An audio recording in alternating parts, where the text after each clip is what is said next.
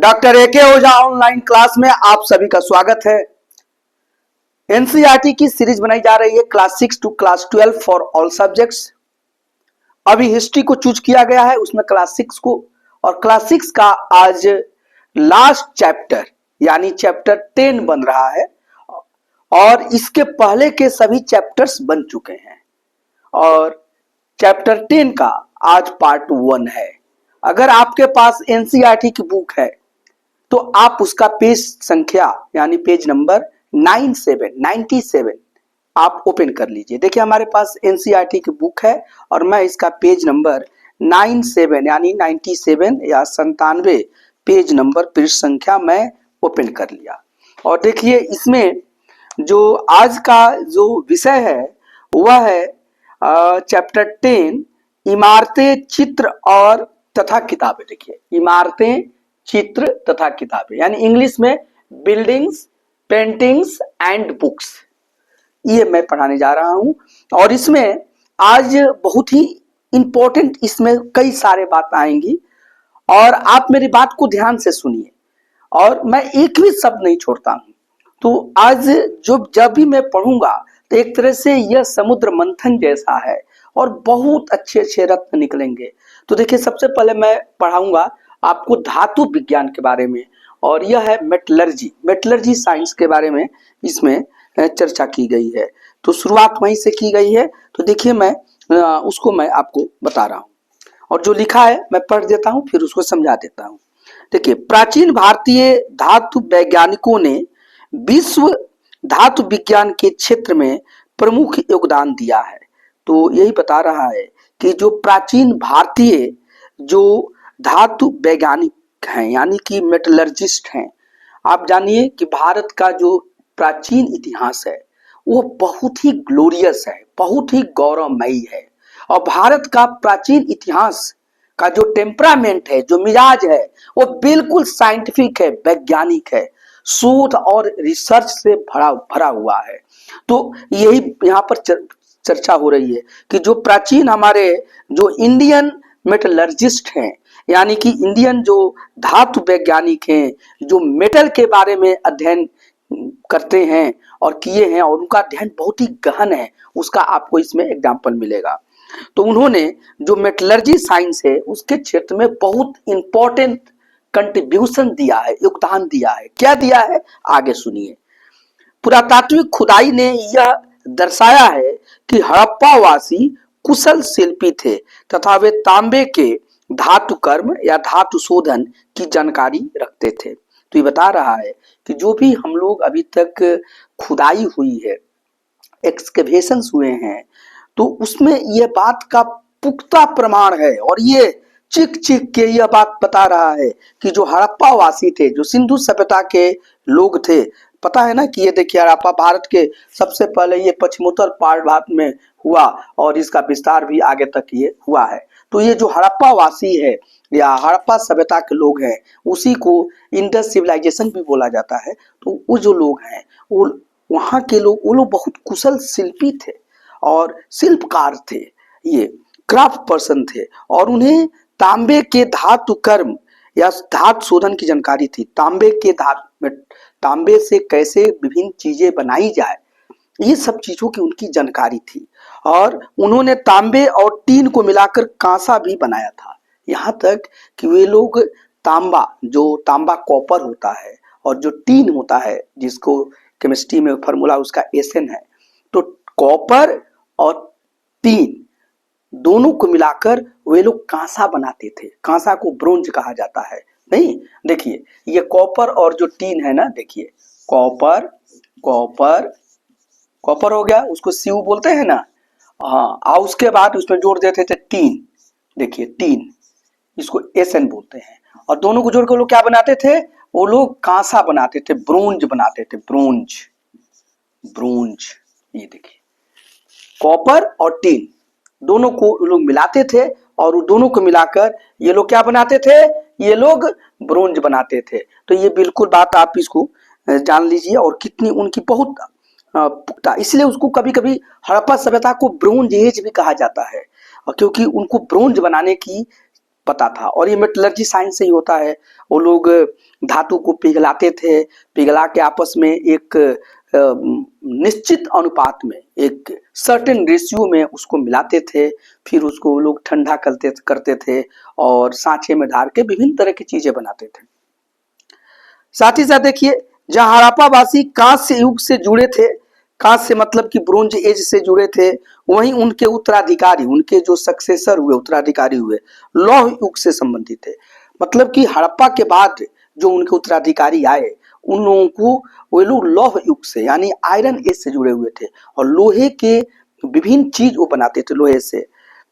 भारत अत्यंत विकसित किस्म के लोहे का निर्माण करता था। भारत जो है उस समय बहुत ही विकसित तरह के लोहे का निर्माण करता था, जिसको खोटा लोहा, पिटवा लोहा, ढलवा लोहा कहा जाता था। अब देखिए, अब लोहे के बारे में आ जाइए, लौह स्तंभ के बारे में चर्चा किया गया है। देखिए लोहे का भी थोड़ा देखिए कितना साइंस हमारा आगे था उस समय का, जो मेटलर्जी साइंस है। तो ये लौह स्तंभ उसका एक पुख्ता उदाहरण है। आप अभी भी जाकर इसको देख सकते हैं। इसको इंग्लिश में बोलते हैं आयरन पिलर। क्या बोलते हैं? Iron pillar. ये आयरन पिलर अभी मैं यहाँ लिखा है इसलिए मैं अभी नहीं बता रहा हूँ, दिल्ली में है, महरौली में। तो देखिए, महरौली दिल्ली में कुतुब मीनार के परिसर में खड़ा यह लौह स्तंभ भारतीय शिल्पकारों की कुशलता का एक अद्भुत उदाहरण है। देखिए यहाँ पर देखिए लौह स्तंभ देखिए आपके बुक में दिखाया गया है, और ये लौह स्तंभ जो आपका दिल्ली में महरौली जगह है, और वही महरौली में कुतुब मीनार है जो कुतुबुद्दीन ऐबक द्वारा वो बनाया गया है, फिर उसको इल्तुतमिश ने उसको पूर्ण कराया था। तो जो कुतुब मीनार का जो परिसर है, और उसी परिसर में यह लौह स्तंभ खड़ा है। और जो भी आप अगर दिल्ली जाते हैं तो आप जरूर कुतुब मीनार जाइए और वहां पर जाकर इस लौह स्तंभ को देखिए, अपने आंखों से देखिए। और आप यहाँ पर मैं आपको पढ़ा रहा हूं, और तब इस बात का वहां पर मिलान कीजिए और देखिए। और वहां पर भारत की जो शिल्पकार हैं उनका लोहे के बारे में कितनी कुशल जानकारी थी, और मेटलर्जी साइंस के कितने वो ज्ञाता थे, वो आपको पता चल जाएगा। तो देखिए यहाँ पर इसकी ऊंचाई 7.2 मीटर, ठीक है ना। जो लौह स्तंभ है उसका जो हाइट है, ऊंचाई है, ठीक है, ऊंचाई कितना है? हाइट, ऊंचाई यानी कि हाइट। तो इसका जो हाइट है वह आपको 7 पॉइंट, यहाँ पर देखिए 2 मीटर है। 7.2 मीटर इसकी ऊंचाई है लौह स्तंभ की। और साथ ही साथ इसका जो वजन है ये 3 टन से भी ज्यादा है। वजन वजन वजन यहाँ पर कितना है? 3 टन से भी ज्यादा, 3 टन से कुछ ज्यादा है, ठीक। तो इसका वजन 3 टन से ज्यादा है, 4 टन से कम है, तो इसीलिए 3 टन से इसका ज्यादा इसका वजन है। और इसका निर्माण लगभग 1500 साल पहले हुआ था। और इसका जो निर्माण जो है वो कब हुआ है? तो 1500 साल पहले निर्माण जो है वह 1500 वर्ष पहले इसका निर्माण हुआ है, ठीक है। और साथ ही साथ देखिए इस पर, इसमें यहाँ पर है कि इसके बनने के समय की जानकारी हमें इस पर खुदे अभिलेख से मिलती है। अब आप कह सकते हैं कि सर कैसे बता सकते हैं कि 1500 साल पहले है? तो इसके ये जो स्तंभ है इसी के इस पर जो लिखा गया है, जो अभिलेख है, मतलब जो इस पर इंस्क्राइब किया गया इंस्क्रिप्शन है, उसी पर यह बात लिखा गया है। क्या लिखा गया है? इसमें चंद्र नाम के एक शासक का जिक्र है जो संभवतः गुप्त वंश के थे। तो यहाँ पर चंद्र नाम के शासक का जिक्र है। यहाँ पर चंद्र, ये देखिए चंद्र नामक शासक जी के कहा जाता है कि संभवतः ये चंद्रगुप्त विक्रमादित्य थे। तो चंद्र नामक ये शासक का जिक्र है। तो ये चंद्रगुप्त विक्रमादित्य के समय का माना जाता है। चंद्रगुप्त विक्रमादित्य अपने टाइटल लिए थे। ऐसे गुप्त वंश में चंद्रगुप्त प्रथम भी हुए हैं, और ये चंद्रगुप्त द्वितीय थे जिसको कि चंद्रगुप्त विक्रमादित्य कहते हैं। तो इन्हीं से जोड़ा जाता है। तो चंद्र नामक शासक से है। और आश्चर्य की बात यह है कि इतनी शताब्दियों के बाद भी इसमें जंग नहीं लगा है। ये इसमें कोई भी जंग नहीं लगा है, इतनी शताब्दी होने के बाद भी। तो ये तो बहुत ही आश्चर्य की बात है। अरे भाई, घर में हम लोग जो विंडो है, खिड़की है, दरवाजा, ये सब लगाते हैं लोहे का, और थोड़ा सा पेंट लगने के बाद भी उसमें जंग लग जाता है। और देखिए ये गुप्त काल का ये मेहरौली में लौह स्तंभ जो कि चंद्रगुप्त नामक शासक के समय में बना है, चंद्रगुप्त विक्रमादित्य उसको जोड़ा जाता है। आज तक उसमें जंग नहीं लगा है, लगता है कि बिल्कुल नया है। और ये किताब की बात नहीं है, आप जरूर जाकर इसको आंखों देखिए और इस पर क्वेश्चन बहुत पूछा जाता है। अब आइए नेक्स्ट जो मैं बता रहा हूं, तो इसको मैं ये आप जो लिखा हूं इसको थोड़ा आप नोट कर लीजिए, ठीक है, फिर इसके बाद में बताता हूं। और देखिए, अगर अभी तक आप डॉक्टर AK ओझा यूट्यूब चैनल को सब्सक्राइब नहीं किए तो कर लीजिए, आपके लिए बहुत ही लाभकारी होने वाला है। और यह ऐसे क्लास 6 का है, लेकिन यह जो बच्चे किसी भी कंपटीशन की तैयारी करते हैं, चाहे कंपटीशन IAS PCS का हो, SSC का हो, बैंकिंग का हो, रेलवे का हो या टीचर का हो, दरोगा SI का हो, हर कंपटीशन में इससे क्वेश्चंस आएंगे, तो इसको आप तैयार कर लीजिए, तो बहुत इंपॉर्टेंट है। अब आइए मैं आगे पढ़ने जा रहा हूं, ईंटों और पत्थरों की इमारतें। देखिए यहाँ लिख देता हूं क्योंकि यहाँ पर बताया हूं ना कि इमारतों के बारे में भी चर्चा है। तो देखिए ईंट मतलब ब्रिक होता है, जानते ही ना, ईंटों एवं पत्थरों की इमारतें, पत्थरों की इमारतें, पत्थरों की इमारतें, इसके बारे में हम चर्चा आपसे करेंगे। और अगला टॉपिक है यानी buildings in bricks and stones. तो buildings in bricks and stones के बारे में चर्चा करने जा रहे हैं। फिर पढ़ रहा हूं, आपको समझा रहा हूं। हमारे शिल्पकारों की कुशलता के नमूने स्तूपों जैसी कुछ इमारतों में देखने को मिलती है। एक नया शब्द है, आया है, स्तूप। क्या है? स्तूप। देखिए ये स्तूप है, इसको इंग्लिश में कहते हैं स्तूपाज। तो ठीक है, तो स्तूप है या स्तूपाज है, ठीक है ना। तो स्तूपाज जो हो गए ये आपको पुल्लर हो गए, बहुवचन हो गए। तो यहाँ पर स्तूपों जैसे, स्तूपो लिखा था स्तूपो लिख देते हैं ना, तो आप समझिएगा कि सर स्तूपाज क्यों लिख रहे हैं। तो स्तूप के बारे में बताऊंगा। तो एक स्तूप जैसा इमारत मिलता है, इस पर बहुत क्वेश्चन पूछा जाता है कि स्तूप क्या है। देखिए स्तूप का शाब्दिक अर्थ टीला होता है। स्तूप जो है इसका शाब्दिक अर्थ क्या होता है? टीला, माउंट। कोई भी चीज ऊंचा मिट्टी उट्टी रख के बना दीजिए तो उसको टीला कहा जाता है। तो स्तूप का शाब्दिक अर्थ जो है, लिटरल मीनिंग जो है वो टीला है, माउंट है, साथ है। हालांकि स्तूप विभिन्न आकार के थे, कभी गोल या लंबे तो कभी बड़े या छोटे। तो स्तूप जो होते थे वो कई तरह के आकार के मिले हैं, गोलाकार भी मिले हैं, लंबे भी मिले हैं, छोटे भी मिले हैं, बड़े भी मिले हैं। तो स्तूप के कई आकार होते हैं। और देखिए उन सब में एक समानता है, प्राय सभी स्तूपों के भीतर एक छोटा सा डब्बा रखा रहता है और इन डब्बों में बुद्ध या उनके अनुयायियों के शरीर के अवशेष जैसे दांत, ठीक है, और इसी के देखिए हड्डी या राख या उनके द्वारा प्रयुक्त कोई चीज या कीमती पत्थर, कोई कीमती पत्थर या सिक्के रखे रहते थे। तो स्तूप में एक चीज कॉमन है कि स्तूप में क्या होता था कि एक बॉक्स होता था, मंजूसा होता था, संदूक होता था, एक बॉक्स संदूका हो गया ना। और इस बॉक्स में देखिए क्या है, मंजूसा है, ये मंजूसा या इसी को आप कह सकते हैं बॉक्स, संदूक। तो एक बॉक्स होता था, एक संदूक होता था और उसमें बुद्ध से संबंधित कोई चिन्ह होते थे, बुद्ध से संबंधित कोई चिन्ह इसमें रखा जाता था, ठीक है ना।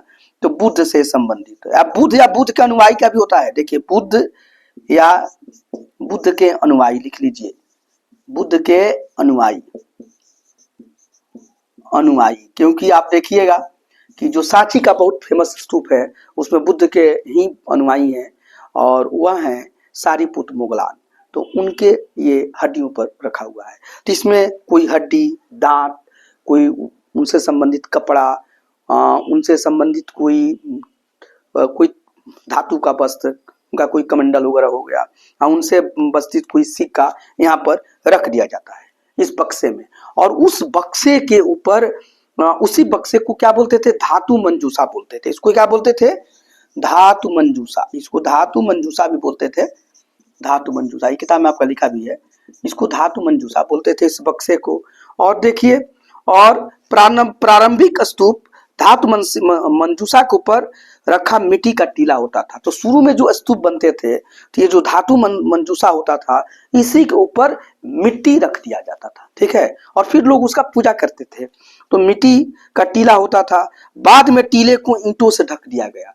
अब पहले तो मिट्टी का टीला हुआ, ठीक है, और फिर उसके बाद उस टीले को क्या किया गया कि लोग इसको पूजा करने लगे। बाद में इस टीले को पर ईंटों से उसको ढका गया, और देखिए और बाद के काल में गुंबद नुमा ढांचे के तरासे हुए पत्थरों से ढक दिया गया, और फिर बाद में इसको और ही अलंकृत किया गया और गुंबद नुमा बना दिया गया ढांचे का, और इसमें तरासा हुआ कार्व्ड स्टोन्स इसमें लगाए गए।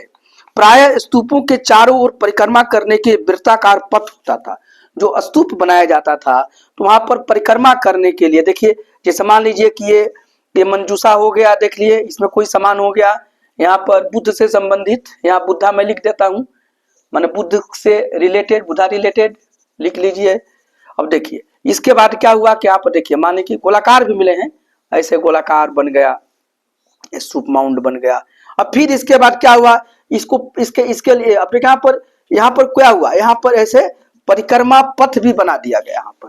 तो ये सब तमाम तरह के चीजें बनते थे। तो वृत्ताकार पथ बना दिया गया जिसे प्रदक्षिणा पथ कहते हैं, और इस रास्ते को रेलिंग से घेर दिया गया है। देखिए यहाँ पर एक स्तूप दिखाया गया है, देख रहे हैं, ये देखिए आपके बुक में है, ये सांची का स्तूप है। देखिए सांची का महान स्तूप है, यह मध्य प्रदेश में है, मध्य अभी भी है, और यही मोगलीपुत और सारीपुत और मुगलान के ये हड्डियों पर बनाया गया है। तो देखिए तो ये है, तो यहाँ पर इसको ठीक से देखिए, और इस रास्ते को रेलिंग से घेर दिया जाता था जिसे वेदिका कहते थे। जो रास्ता है परिक्रमा पथ, उस वहां रेलिंग लगा दी जाती थी, और उसी रेलिंग को हम क्या बोलते थे, वेदिका बोलते हैं। वेदिका में प्रवेश द्वार होते थे।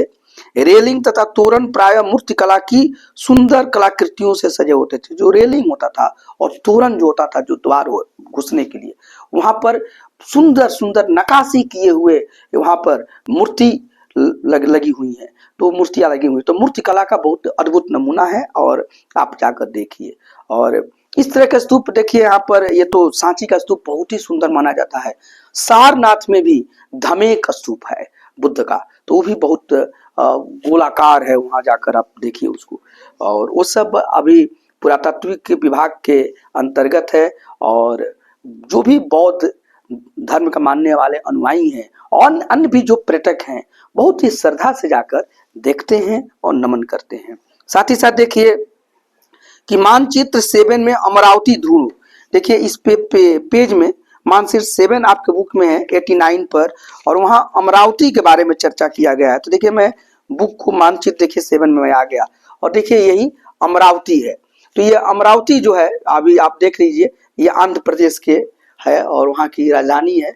अमरावती प्रोजेक्ट चंद्रबाबू नायडू का बहुत ही एक तरह से यह बहुत बड़ा प्रोजेक्ट उन्होंने बनाया इस पर है, और वहाँ बहुत सुंदर राजधानी बनी हुई है। तो अमरावती आंध्र प्रदेश में, इतना जानिए।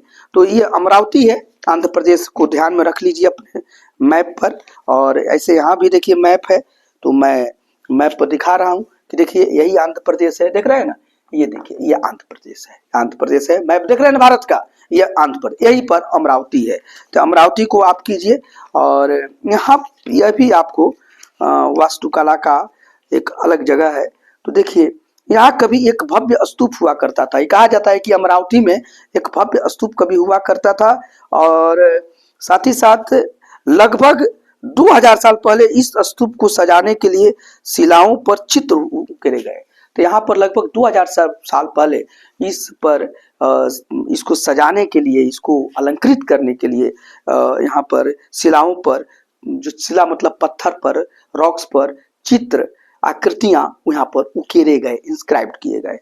और कई बार पहाड़ियों को काटकर बनावटी गुफाएं बनाई जाती थी, और इस तरह की कई गुफाओं में को मूर्तियों तथा चित्रों से सजाया जाता था।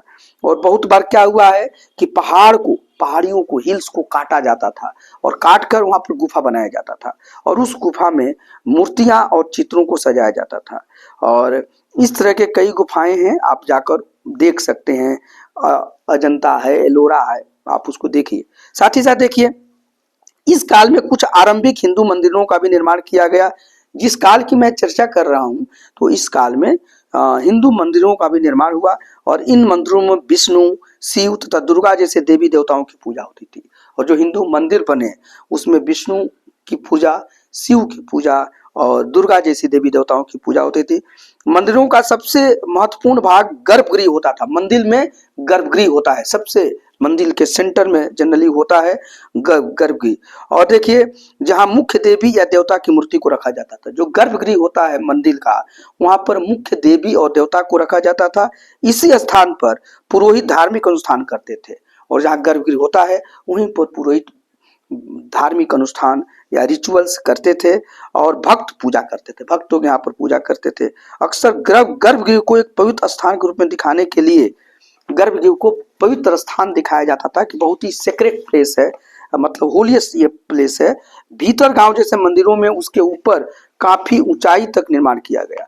तो गर्भगृह के ऊपर काफी ऊंचाई तक, जैसे भीतर गांव है वहां पर मंदिर है तो वहां पर काफी ऊंचाई तक देखिए निर्माण हुआ है। देखिए ये सब दिखाया जा रहा है, आपके बुक में है, यहाँ पर देखिए, देख रहे हैं ना, बुक खोलिए तो बुक में ये सब चीज आपको दिखेगा। और साथ ही साथ देखिए शिखर निर्माण के कठिन कार्य के लिए सावधानी से योजना बनाई जाती थी। मतलब जब गर्भगृह के ऊपर बड़ा निर्माण किया जाता था तो शिखर निर्माण होता था, शिखर जैसा बढ़ता जाता था, तो वहां पर बहुत सावधानी से वो काम किया जाता था। अधिकतर मंदिरों में मंडप नाम की एक जगह होती थी जहाँ एक सभागार होता था और जहाँ लोग इकट्ठे होते थे। और अधिकांश मंदिरों में मंडप बनाया जाता था और मंडप यानी कि ये एक सभागार होता था, असेंबली हॉल होता था, वहां पर लोग इकट्ठे होते थे, भजन कीर्तन करते थे, पूजा करते थे। और देखिए यहाँ पर मानचित्र 7 में ही 89 में महाबलीपुरम और ऐहोल जगह है उसको ढूंढो। तो देखिए मानचित्र फिर में आ गया, पेज संख्या 89 आप ओपन कर लीजिए और मानचित्र 7 में देखिए महाबलीपुरम की चर्चा की गई है।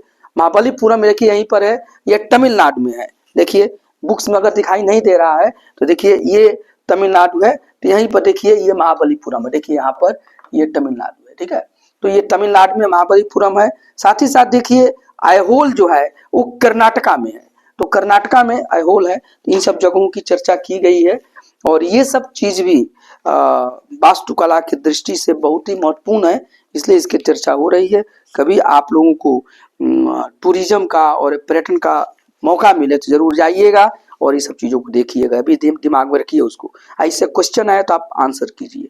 इन शहरों में पत्थरों से बने कुछ उत्कृष्ट मंदिर हैं, उनमें से कुछ यहाँ दिखाए गए हैं। तो देखिए यहाँ पर कुछ मंदिर इस शहरों में पत्थर से बने हुए बहुत ही सुंदर मंदिर हैं और वो सब मंदिर दिखाए गए हैं। देखिए यहाँ पर देख रहे हैं ये मंदिर है। और इसी के साथ साथ और इसमें थोड़ा आगे आपको बात को मैं यहाँ पर बढ़ा रहा हूँ। स्तूप तथा मंदिर किस तरह बनाए जाते थे इस पर थोड़ा चर्चा कर लीजिए। तो स्तूप और मंदिर, देखिए इसको मैं मिटा देता हूँ, आप नोट कर लीजिए, ठीक है। अब मैं इसको मिटा रहा हूँ। अब मैं बताऊंगा कि जो स्तूप है और मंदिर है वो बनते कैसे थे, तो उस पर कुछ चर्चा मैं कर देता हूँ और ये सब आप जानिए। परीक्षा में अगर किसी भी तरह से क्वेश्चंस आते हैं तो आप उसका जवाब दीजिए और एक बार बुक को जरूर आप पढ़ लीजिए। तो यहाँ पर है कि स्तूप तथा मंदिर किस तरह बनाए जाते थे। अब हम लोगों का टॉपिक है स्तूप तथा मंदिर, स्तूपास एंड टेम्पल्स। मंदिर कैसे बनते थे, ये है किस तरह बनाए जाते थे, किस तरह बनाए जाते थे, ये है। अब इसको समझिए। स्तूपों तथा मंदिरों को बनाने की प्रक्रिया में कई अवस्थाएं आती हैं। स्तूप और मंदिर जब बनाया जाता है तो उसमें कई स्टेज होते हैं, कई फेज होते हैं, तो कई स्तर होते हैं। इसके लिए काफी धन खर्च होता है और ये भी जो बनता है स्तूप और मंदिर, तो इसमें पैसा बहुत खर्च होता है, धन बहुत खर्च होता है। इसलिए आमतौर पर राजा या रानी ही इन्हें बनवाने का निश्चय करते थे। तो इसलिए जो राजा और रानी जिनके पास संसाधन है वही तो बनवाने का काम करेंगे। हालांकि कुछ लोग जो स्थानीय लोग हैं वो भी चंदा जुटाकर मंदिर या स्तूप का निर्माण करवाते थे, लेकिन जनरली राजा और रानी इसको बनवाते थे और उन्हीं के संरक्षण में यह काम होता था। पहला काम अच्छे किस्म के पत्थर ढूंढकर शिलाखंडों को खोदकर निकालना होता था। तो पहला काम एक अच्छे किस्म के पत्थर को ढूंढकर और उसको उसके पत्थर को ढूंढिए कहाँ मिलता है और उस शिलाखंडों को खोद कर निकालना होता था। अभी देखिए चर्चा में है अभी अयोध्या में राम मंदिर जो बना, तो आप देखे ना कहाँ कहाँ से पत्थर मंगाए गए और उसको कितनी तन्मयता से तराशा गया और मंदिर बना। तो यही बात है, उस समय भी इस पर ध्यान दिया जाता था। फिर मंदिर या स्तूप के लिए सोच विचार कर तय किए गए स्थान पर शिलाखंडों को पहुंचाना होता था। पहले तो शिलाखंड कहीं बनते थे, जैसे राजस्थान में कोटा वगैरह कई जगह बने हैं, और फिर राम मंदिर के लिए, और फिर उसको अयोध्या लाया गया। तो ये बात पहले भी होती थी कि मंदिर पहले वहां पर तराशा गया, फिर उन मंदिर को जहां मंदिर, उस पत्थरों को जहां मंदिर बन रहे हैं वहां तक लाना भी बहुत कठिन काम होता था। लोग लाते थे। यहाँ पत्थरों को काट छांट कर तराशे गए। तराशने के बाद खंभों, दीवारों और चौखटों, फर्शों, छतों का आकार दिया जाता था। तो फिर मंदिर को काटा छाटा जाता था, फिर खंभा, दीवार और चौखटों का दिया जाता था। बहुत जगह तो मंदिर से ही बने हैं। अभी कैमूर में चले जाइए तो वहां पर मुंडेश्वरी माता का मंदिर है, तो पत्थर का बना है। और ऐसे बहुत जगह वो अष्टभुज टाइप का है मंदिर बना है। तो ये बहुत कठिन काम है मंदिर से निर्माण करना और आर्किटेक्ट को देखना। साथ ही साथ यहाँ पर देखिए, इन सब के तैयार हो जाने पर सही जगहों पर उन्हें लगाना काफी मुश्किल काम था। और जब ये पत्थर तैयार हो जाते थे तो उसको सही जगह पर उसको पेविंग करना, उसको लगाना, ये बहुत कठिन काम है और इसमें बहुत कुशल कारीगर की जरूरत होती है। और वो बड़ी कुशलता से काम करते थे और वो लोग किए भी हैं। और इस तरह के शानदार ढांचों का निर्माण करने वाले शिल्पकारों को सारा खर्च संभवतः राजा रानी ही देते थे।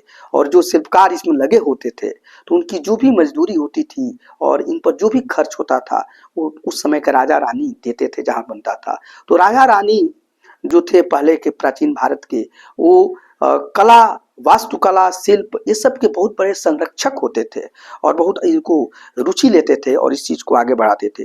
इसके अतिरिक्त इन स्तूपों या मंदिरों में आने वाले भक्त जो उपहार अपने साथ लाते थे, उनसे इमारतों की सजावट की जाती थी। और भक्त लोग भी जो आते थे अपने साथ कुछ उपहार लाते थे और उन उपहारों से इन इमारतों की सजावट की जाती थी। जैसे हाथी दांत का काम करने वाले श्रमिक के संघ ने सांची को एक अलंकृत प्रवेश द्वार को बनाने का खर्च दिया। देखिए यहाँ उदाहरण है कि एक श्रमिक संघ है जो हाथी दांत का काम करता था, ठीक है ना, हाथी दांत आइवरी का काम करता था। उसने क्या किया कि सांची में अलंकृत प्रवेश द्वार बना है जो तोरण कहा जाता था, तो उसका खर्च वो श्रमिक संघ दिया था जो कि हाथी दांत का काम करता था। तो ये बहुत बड़ी बात है। इसी के साथ देखिए, इनकी सजावट के लिए पैसे देने वालों में व्यापारी, कृषक, माला बनाने वाले, इत्र बनाने वाले, लोहार, सुनार तथा ऐसे कई स्त्री पुरुष शामिल थे जिनके नाम खम्भों, रेलिंगों तथा दीवारों पर खुदे हैं। इसलिए जब तुम इन स्थानों को देखने जाओ तो याद रखना कि कितने सारे लोगों ने इन्हें बनाने और सजाने में अपना योगदान दिया है। वो बिल्कुल सही बात है कि जो भी ये इमारतें बनी हैं इसमें किसी सिर्फ राजा रानी का ही योगदान नहीं है, आम लोगों का, आम जनता का भी, कॉमन पीपल का भी बहुत योगदान है। जैसे देखिए, और इसमें सभी वर्ग के योगदान है। जैसे जो पैसा इनको देते थे, जो व्यापारी वर्ग है वो भी पैसा देता था, नहीं ना। आजकल के जो पॉलिटिशियन है वो तो सिर्फ उद्योगपतियों को बोल बोल के गाली देते रहते हैं, लेकिन हमारे देश के जो व्यापारी वर्ग हैं उनका भी देश के निर्माण में योगदान है। हमारे देश का जो किसान है उसको भी भारत के निर्माण में उसका योगदान है। हमारा देश का जो माला बनाने वाले हैं, आप देखिए कृषक माला बनाने वाले हैं, उनका भी योगदान है। जो इत्र बनाने वाले उनका भी योगदान है। जो भी हमारे यहाँ के जो शिल्पी हैं, जो क्राफ्ट पर्सन हैं, लोहार हैं यानी ब्लैक स्मिथ है जो लोहे पर काम करते हैं, सुनार हैं, गोल्ड स्मिथ हैं तथा ऐसे कई स्त्री पुरुष है, कारपेंटर है, सभी का योगदान है। और उनके नाम इन मंदिरों के खंभों पर, रेलिंगों पर तथा दीवारों पर खुदा हुआ है। इसलिए जब तुम इन स्थानों को देखने जाओ तो याद रखो कि कितने सारे लोगों ने इन्हें बनाने और सजाने में योगदान दिया। तो बस यही यहाँ तात्पर्य है कि ये जो हमारा भारत है महान है, ये जो भी यहाँ पर आप यहाँ के गौरवमय चीजों को देख रहे हैं वह सिर्फ एक आदमी का उसमें कंट्रीब्यूशन नहीं है, पूरे देश की आत्मा लगी हुई है। हर वर्ग, हर छोटा बड़ा, आम आदमी, खास आदमी, सब लोगों ने अपना वहां पर कंट्रीब्यूशन किया है और महत्वपूर्ण कंट्रीब्यूशन किया है। तो ये चीज यहाँ पर बताया गया है, इसको आप ध्यान में रखिए। और फिर इसके बाद एक और है यहाँ पर जो टॉपिक है वह है चित्र कला के बारे में, तो इसको भी मैं थोड़ा पर पढ़ा देता हूँ, फिर इसके बाद बुक्स पर आएगा तो बुक्स को नेक्स्ट क्लास में बताऊंगा। तो आ जाइए, चित्रकला के बारे में थोड़ा पढ़ लीजिए, पेंटिंग्स के बारे में देखिए। चित्रकला, चित्रकला, पेंटिंग, चित्रकला क्या है, ये पेंटिंग्स कहते हैं, पेंटिंग्स बहुत इंपॉर्टेंट है और इससे बहुत ही क्वेश्चंस पूछे जाते हैं, तो इसको भी जानकारी रखिए। तो देखिए, मानचित्र में अजंता को ढूंढो, और यह वह जगह है जहाँ के, देखिए अजंता और एलोरा का नाम सुने हैं ना, महाराष्ट्र में है, तो अजंता को देखिए, और यही जगह है अजंता का, तो उस अजंता को भी आप जान लीजिए और आप वहाँ पर जाइए तो जरूर मिलिएगा। तो देखिए यहीं पर ये महाराष्ट्र है, देखिए ये अजंता का जगह है, तो अजंता को आप मानचित्र में देखिए। और उसके बारे में बता रहा हूँ कि यह वह जगह है जहाँ के पहाड़ों में सैकड़ों सालों के दौरान कई गुफाएं खोदी गई। अजंता में सैकड़ों साल लगे हैं, उसमें एक नहीं अनेक गुफाएं, अनेक केव्स वहां पर बनाए गए, खुदे गए, काट कर बनाए गए और बहुत मेहनत से बना है। इनमें से ज्यादातर बौद्ध भिक्षुओं के बनाए गए विहार थे। ये जो गुफाएं क्यों बनती थी, तो जो बौद्ध भिक्षु होते थे, बुद्धिस्ट मॉन्क्स जो होते थे, उनको रहने के लिए बनता था, तो वो विहार कहा जाता था उसको, मोनेस्ट्री इंग्लिश में क्या बोलते हैं, मोनेस्ट्री, और ऐसे विहार। तो बौद्ध भिक्षुओं के लिए ये विहार बनाए जाते थे, मोनेस्ट्री बनाए जाते थे, उसमें लोग रहते थे। इनमें से कुछ को चित्रों द्वारा सजाया गया था और कुछ में इसमें चित्र बनाए गए थे, पेंटिंग्स बनाए गए थे, और इसके कुछ उदाहरण दिए गए हैं। गुफाओं के अंदर अंधेरा होने की वजह से अधिकांश चित्र मसालों की रोशनी में बनाए गए थे। तो ये जो गुफा के अंदर तो भाई अंधेरा रहेगा, डार्कनेस रहेगा, तो वहां पर मसालों की रोशनी में, वहां पर ज्योति जलाकर, और मसाल ज्योति को कहते हैं, और उसमें फ्लैश लाइट में उसको बनाए गए हैं। और इन चित्रों के रंग 1500 साल बाद भी चमकदार है। सबसे बड़ी बात है कि इन चित्रों में जो भी रंग भरा गया, जो कलर किया गया, वह 1500 वर्षों से भी ज्यादा समय हो रहा है और आज भी वो चमकते हैं, लगता है कि आज ही बनाए गए हैं। और ये रंग पौधों तथा खनिजों से बनाए गए थे। ये रंग कैसे बने गए हैं, तो ये पौधे जो है, प्लांट्स और खनिज, मिनरल से मिलकर रंग बनाए जाते थे। तो हमारे यहाँ कितना हमारा साइंस पिछले प्राचीन भारत का डेवलप था उस समय। तो ये उस समय कंप्यूटर का युग नहीं था और लोग अपने दिमाग, उनका दिमाग ही कंप्यूटर, सुपर कंप्यूटर था, और उससे वो लोग एक समान मात्रा में और पौधों और मिनरल खनिजों से मिलाकर एक बहुत ही बेहतरीन वो कलर बनाते थे, रंग बनाते थे। और वो रंग अजंता के गुफाओं में जो पेंटिंग की गए हैं, उसमें भरे गए हैं, वो आज भी उतना ही चमकदार है। इन महान कृतियों को बनाने वाले कलाकार अज्ञात हैं, और देखिए इन कृतियों को जो भी कलाकार बनाए हैं, वो उनका नाम आज हम नहीं जानते हैं, अज्ञात है। लेकिन भाई उनके लिए तो एक सैल्यूट तो बनता ही है, उनको सभी को हाथ जोड़ के नमन करना चाहिए, सैल्यूट करना चाहिए उन कलाकारों को। और वो कलाकार कहीं दूसरे का नहीं है, वो भारत के हैं, भारतीय कलाकार हैं। और देखिए आपके बुक में दिया गया है, देखिए जनता का चित्र यहाँ पर, देखिए यहाँ पर दिखाया गया है, बुद्ध का है, यहाँ पर देखिए कई कृतियां बनाई, कितनी बेहतरीन यहाँ पर कलाकृति बनाई गई है। और कभी आपको मौका मिले तो आप जरूर अजंता जाइए और देखिए कि हमारे यहाँ के जो आर्टिस्ट हैं कितने महान होते हैं। Thank you.